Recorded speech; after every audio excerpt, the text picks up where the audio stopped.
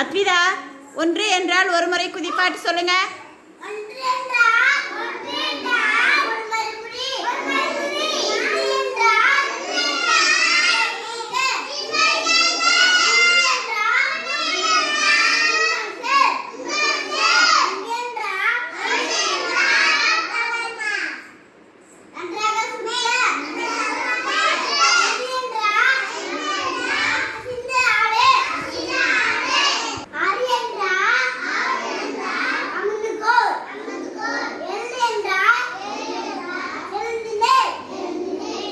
எட்டு.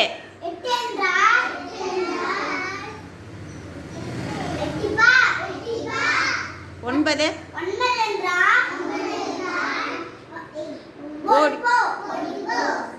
பத்து.